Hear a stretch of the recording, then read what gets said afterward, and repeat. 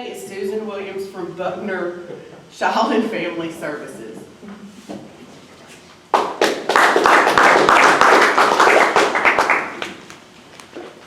Nothing like having to introduce somebody that you just met 5 minutes ago, right? I'm going to just take this out because it's a little bit far away.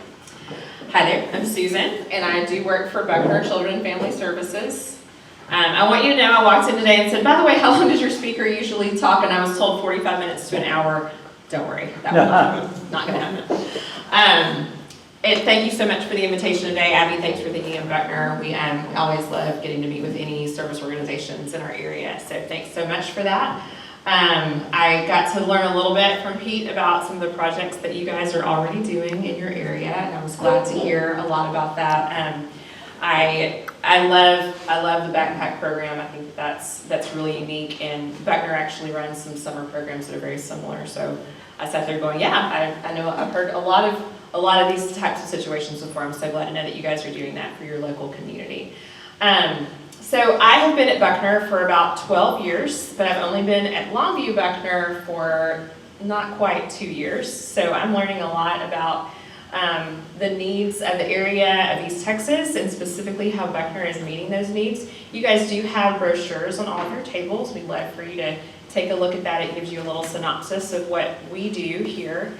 But really quickly, I would like to just take a quick room poll and find out how many of you hear the word Buckner and you have, yeah, I've heard of Buckner. I know that they exist. I know that they're here. How many of you would say that you know what we do? Yeah. I figured I would get a little bit more of this. Actually, in East Texas, Buckner has both our retirement services and we have children and family services. In my 12 years at Buckner, this is the first place that I've worked where I do have people who assume that I work for the retirement home when I say Buckner, so that's been a little bit different experience, but not a bad one. We actually work with our retirement home quite a bit, and they've been so supportive of children and family services. They collect shoes for us. They do a lot of great things that support our ministry on the children and family side, and we love getting to work with the two main parts of Buckner, getting to work together the way that we do. When I was sitting at the table eating my lunch, and I looked up and just looking at the Rotary emblem, it always gives me some memories of Rotary clubs that I've seen supporting Buckner and doing good things literally around the world. My personal interaction with Buckner started about 14 years ago, and I went on an international mission trip with Buckner. And I remember walking into an orphanage in Latvia in Eastern Europe and seeing I think it was a donated by sign that had a Rotary emblem on it. I just kind of love that. I love that you can literally be on the other side of the world and see what Rotary clubs are doing for their local communities truly everywhere. So that was in a special needs orphanage, not even in a major city in Latvia, and I love that that's just proof of this club's ability to be able to support their local community and really focus on needs in a local area. So I will tell you, you will not be able to leave today without answering the question. We do know what Buckner does. So we've gotten that question in the form of what's a Buckner? We've gotten a lot of, what does that name mean? Who are you and what are you doing? So we have one really specific, I like to start with the specific idea that Buckner is really about the way that all humans come into the world. We come in as babies who are helpless. So it's not just the people who are babies today. Every human in this room, we all came into the world without the ability to take care of ourselves. There's not a single human who's ever been able to even identify what their needs were, feed themselves, take care of themselves in any way. And so we start with that very basic understanding that we need parents, that we were designed to be taken care of in a healthy way by parents, and sometimes those things don't necessarily follow the next few steps the way that maybe they were designed to. It's really easy to say, okay, we take that knowledge and we say, let's start with the fact that everybody needs to be parented, that you need that healthy situation, that healthy setting, and that's going to mean ultimately that you become a healthy and stable adult. But unfortunately, the math of it doesn't necessarily work that easily. I like to think that that's where the logical correlation starts to say, okay, well, at some point there's a lot of other things that come into play, because we all have to just live life and be human and deal with traumatic things that happen in our lives, and we all have to deal with things that maybe weren't the way that we expected them to be. So Buckner addresses that in 3 ways. We have what we call our 3 core programs, and in Longview we actually have a grant that allows us to have a 4th one. We have programs, we first of all have a program that I would say it's probably the most commonly known function of Buckner.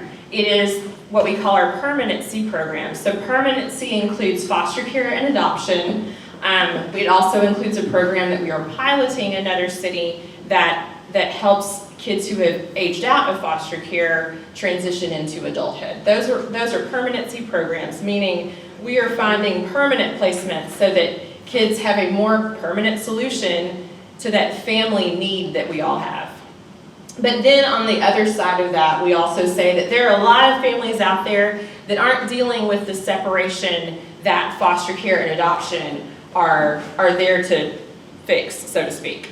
There are lots of kids there are lots of families who are in situations where the children are not about to be removed. There's no reason for removal from their family, yet there's a lot of needs, and that's kind of, honestly, that's where it gets, there's a lot of gray area. That's where things start to get really messy, and there's a lot of challenges that come into play. So that's where we have the programs that we refer to as our preservation programs.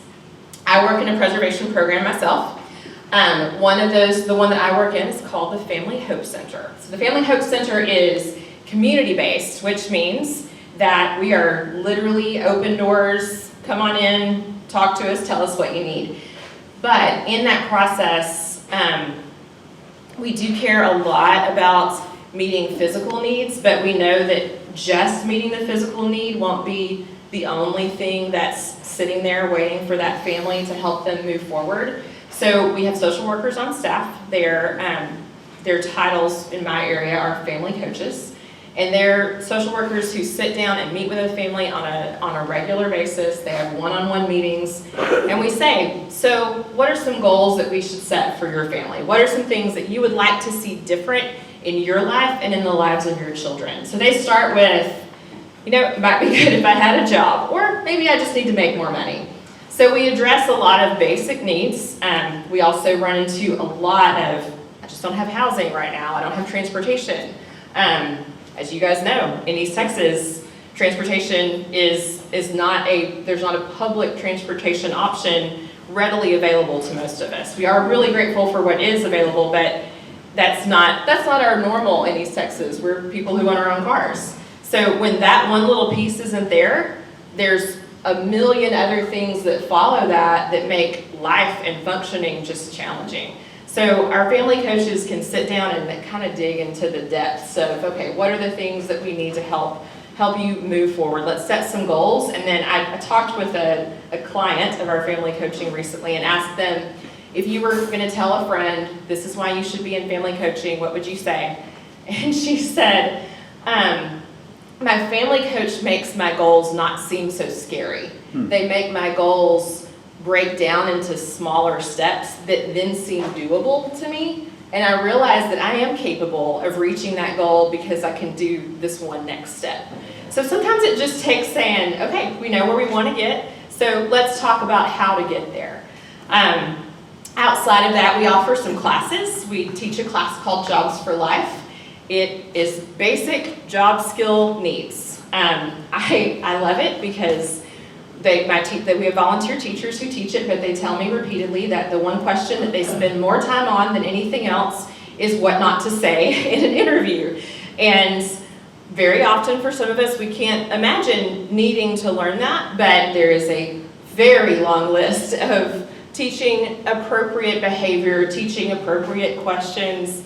And we go through the basics of what you should and shouldn't wear to an interview, how to present yourself well, how to just talk about yourself. So there are a lot of just true basic life skills that end up taking place in all of these classes and in that coaching environment.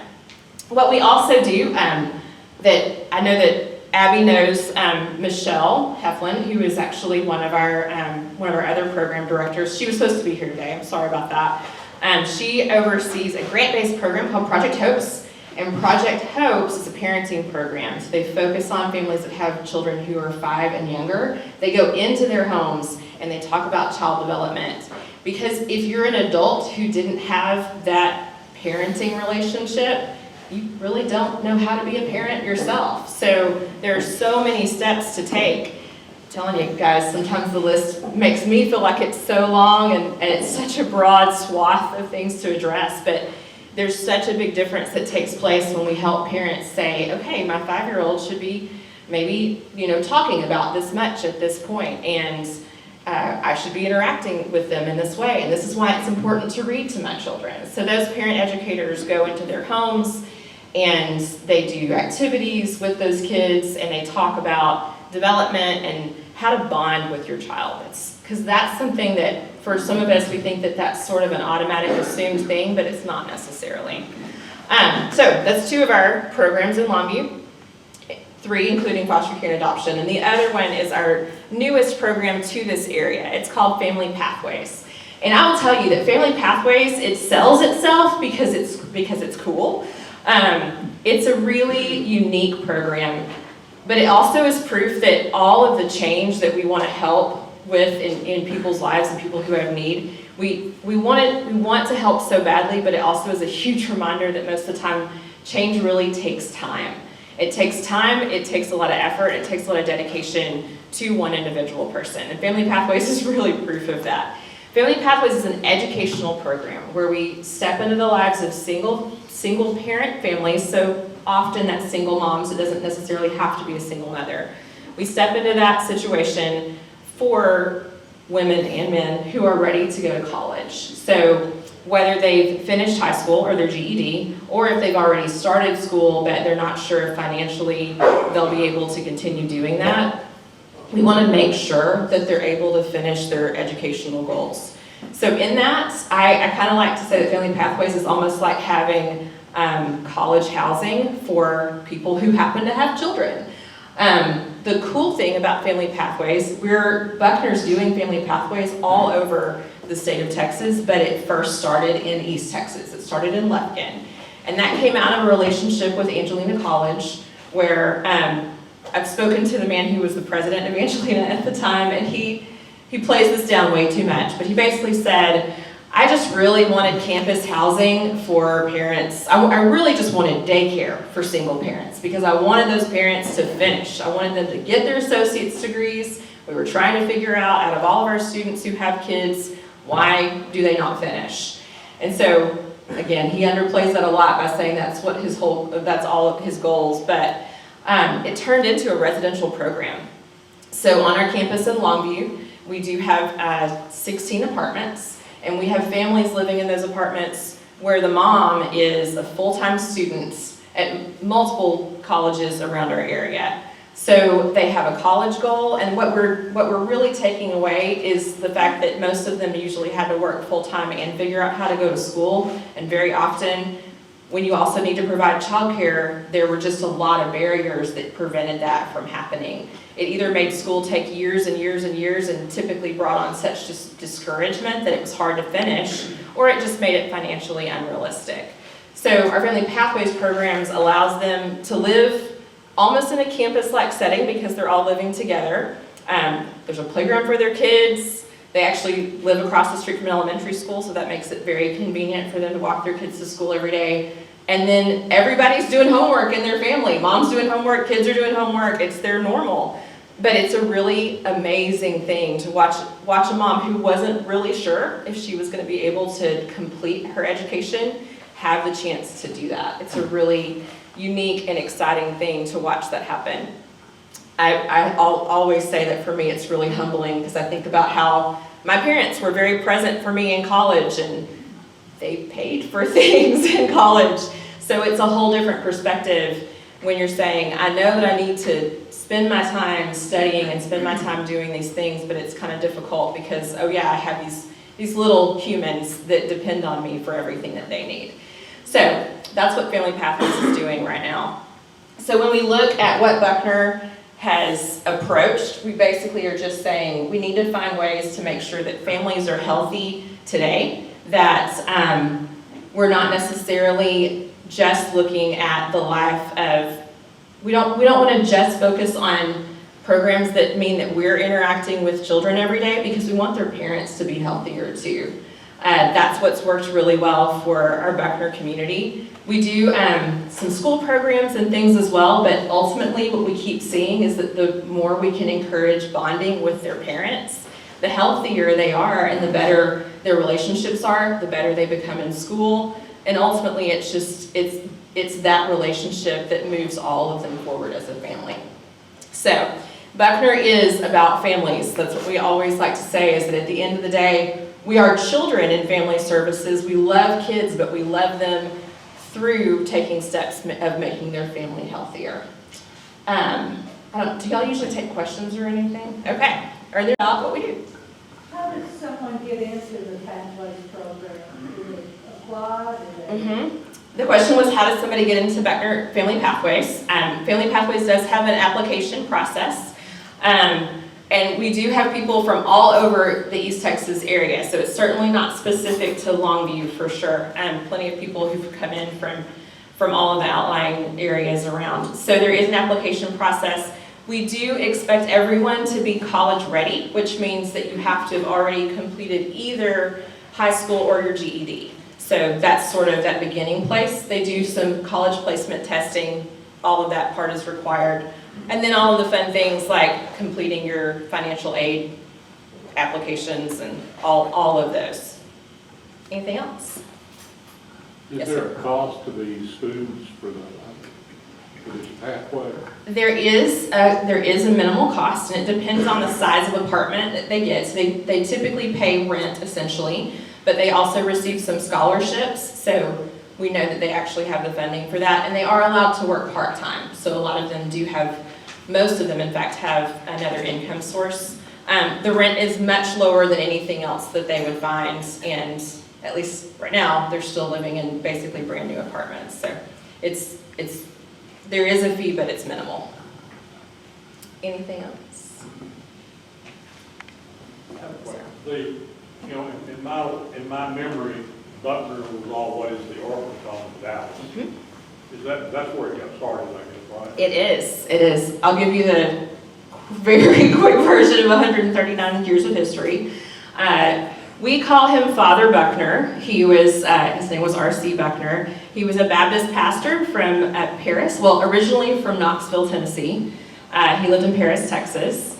And the story is, I wasn't there, so I'm not sure, but the story is that, so post-Civil War, Father Buckner said, we have a problem. We have a whole bunch of children with no parents. So what should we do about that? Obviously in the South, that was a very true statement and a very big need, and a lot of widows as well. So what do we do in this situation? And his effort in that was to start an orphanage. So Buckner folklore, I guess, is that they had a meeting under an oak tree, and they passed around a hat, and they collected $27. And that $27 eventually started an orphanage. He did open the orphanage in sort of east of Dallas. He actually owns some land, and if you're familiar with Dallas, it's now like the Deep Ellum area. And thankfully, Father Buckner was both very generous and very wise. He purchased a pretty good amount of land in the 1800s, and one piece of that is actually still Buckner property, where we have the same programs that I run are officed out of that same location. It's almost Mesquite, but not quite. It's right on the edge of East Dallas. And then over the years, they were able to sell off a lot of the land that he owned, and that's what's been able to fund us for years to come. So we are grateful for such a great legacy. I grew up right down the street from Buckner's house. And one of the greatest things I ever saw them do for the children in 1965, they closed the high school in the school, in the orphanage. And they started going to school with us over at Salmon. And it was kind of like, at first, taking one of those kids out and dropping them off in the middle of Afghanistan. You know, we all spoke English basically, but they were so kind of isolated from Yeah. the real world. Took them a little while to get acclimated to being around us. You know, we were normal kids, it was kind of foreign. Sure. You know. I've heard a lot of those stories over my time at Buckner. I officed on that campus for a while in Dallas. And what is unique about Buckner, but also encouraging to me as a staff member, is that over 139 years, we can also see how Buckner has really evolved in just finding the best ways to care for children, which included some difficult times like that of saying, you know, what would be best for these kids is for them to not be so isolated from the rest of the world, because it's making their transition into adulthood much more difficult. Buckner actually does not have, I've discovered this is an important thing to say out loud, Buckner does not have an orphanage anywhere anymore. We don't own an orphanage. We don't run an institution for children anywhere at all. We have in Texas, we have one location that we do refer to as an assessment center. It's a 90-day assessment for children who are typically recently removed through the foster care system, and it's a 90-day time period where they do live in a group home of sorts. They don't stay there longer than 3 months, and that's usually just to decide, do we have a biological relative that they can stay with? Is there somebody else who can handle their care, or do they need to go straight into foster care? And the reason for all of that is that, so I worked internationally for a long time. I mentioned that I went to Latvia. That was my first interaction with Buckner. I actually worked in our mission sending department for 9 years. And in other countries, we have a ton of, Buckner visits a lot of existing orphanages. Typically they're state-run. It only takes about 2 to 3 months to delay a child's development. That's how long it takes of them living in an institution before their development starts to delay a little bit. So the longer past that point, the more difficult it becomes to help them adjust to really basic things. It causes our brains to not process relationships, how to trust people. And if you don't learn how to trust as a child, your adulthood is going to be really, really difficult. So over all of this time that Buckner has existed, we've watched all of those different settings and the importance of family. And so now that's why we are a child placing agency, which means that we have a foster care and adoption program, because ultimately every child that comes through our doors, or our fictitious doors that don't really exist, they are placed with a family immediately for that reason. Just have one other thing. Sure. One of our members in Gilmer Rotary, one of our most esteemed members, who's passed away several years ago, but he served on the Buckner board for many, many years, Malcolm Smith. And so he kept us informed about Buckner's. I love that. Because I'm from East Texas, I did work in the Dallas offices for a long time, but I was always a little bit, especially like, East Texas is doing a good job as far as what Buckner does, because we do have a couple of board members who've been from this area. This is also Buckner folklore, but we have 27 board members, and we're not sure, but we think that it's because they collected $27 that first time, so that's how our board members, that's how it's been determined how many board members we have. Anything else I can answer for y'all? Okay. Thank you so much for letting me talk.